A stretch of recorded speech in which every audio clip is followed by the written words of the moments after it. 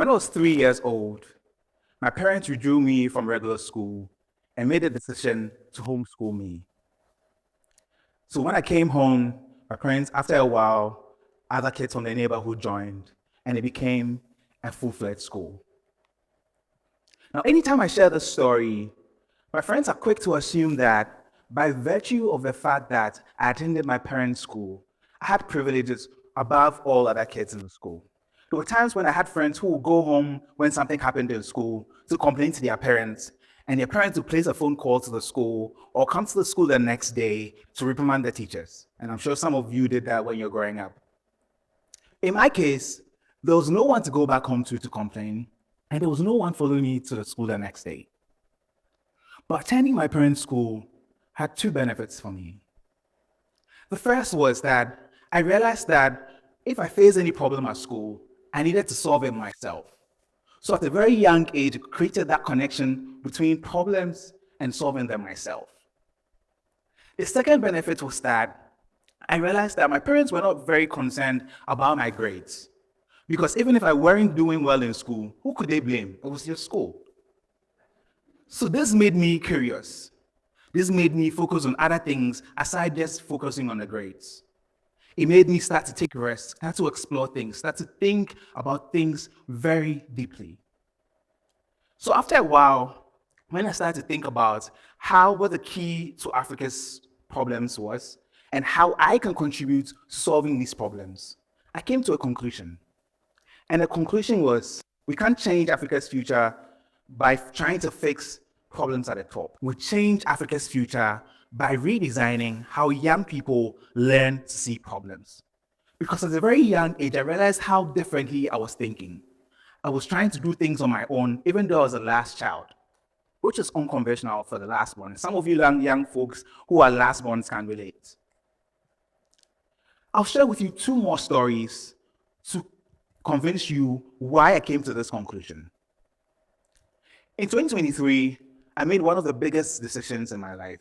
One of the most difficult decisions in my life. At the time, I was working in banking. Everything was fine. Matter of fact, every single year that I stayed in banking, my appraisal rating was nothing short of an A. So things were great. I loved my team. But then I realized that if I had a chance of solving Africa's problems, then it wasn't by sitting behind a desk and looking at the screen all day. It was by moving out to the real world and engaging with the youth, engaging with the young people who have the potential of changing Africa's future. So I quit banking. Because we're taught that comfort is success, stability is safety, and a good cushy job is the reward for doing everything right. But that wasn't the case. A month after I left banking, I enrolled in a nursery teacher training school to learn how to be a nursery teacher. And that was the best moment of my life. I was excited anytime I was engaging with these kids and learning how they thought about problems. I was excited about showing them how to see problems differently and building an entrepreneurial mindset. And also, it made me start to invest in education. This led me to realize that there were people in my community who had finished high school and were not continuing to university. They had no intention of continuing. When I started to engage them, they mentioned that the problem was financial. So I decided to pay for their fees to go to university. But after paying for one semester, I noticed something. I noticed that anytime they would send me back their grades, they were excited. They had renewed hope. I noticed that they too were convincing people to go back to school. And that's when I saw what happened, a ripple effect of change. It didn't happen by the MP doing anything. It didn't happen by our leaders doing anything. It was my little change, my little effort that sets that change in motion. They too have started to think differently. And that's why I say that Africa's future comes with redesigning how young people learn to see problems. I'll share with you the last and final example. And this was my time in business school. During my second year in business school, my fall semester, I took a course in education policy that was recommended to me by a friend. To me, if there was any time I could solve Africa's problem in education, it was this very moment. in the US, in one of the best universities in the world, Duke University. So I took the course, hoping to find answers. I did find answers, but not the answers I was looking for. You see, I realized that the problem we face in Africa is not very different from the problems faced in the US, especially in education. In Africa, we are taught to focus on grades and regurgitate information. In the US, kids in good schools are taught tricks to pass their ACTs. And now the question people are asking is, are kids really learning? Are young people really learning? That's not very different from the questions being asked in Africa. I also realized that the solution being deployed in the US is not very different from the solution being deployed in Africa. In the US, people will look to the leaders in the states to fix the problem. And that's the same thing we're doing here. We're looking to our leaders to fix the problem. The only reason why the US looks very, very, very different from Ghana is because they've had times to try the problem, multiple times to fix the problem. And if you believe in the 10,000 hour rule, then you know that once you try to fix a problem several times, you become better at it. That's the only difference. We haven't tried several times to fix the problem. So I decided that if the problem is not our leaders fixing this problem, then what is it? You see, the problems we face are very systemic, and they require a mindset change. And change can only happen from the bottom. It can only happen if we go to the young people and change their mindset to see problems differently, to tell them that they too are part of fixing the problem. Matter of fact, they need to fix the problem. Not our leaders, not people in positions, our youth, people in this room, the millions of Africans in basic schools around Africa.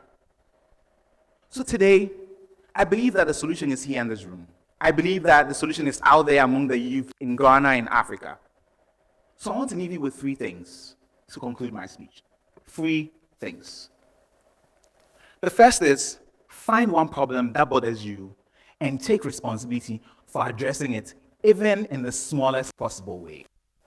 If every single person in this room finds one problem they are passionate about and takes responsibility to fixing it, even in the smallest possible way, we set a ripple effect of change. Like I did when I started paying fees on the people in my community. And what that has cost. Find one problem and try to fix it in the slightest possible way. The second thing is, redefine taking risks as opportunities to learn.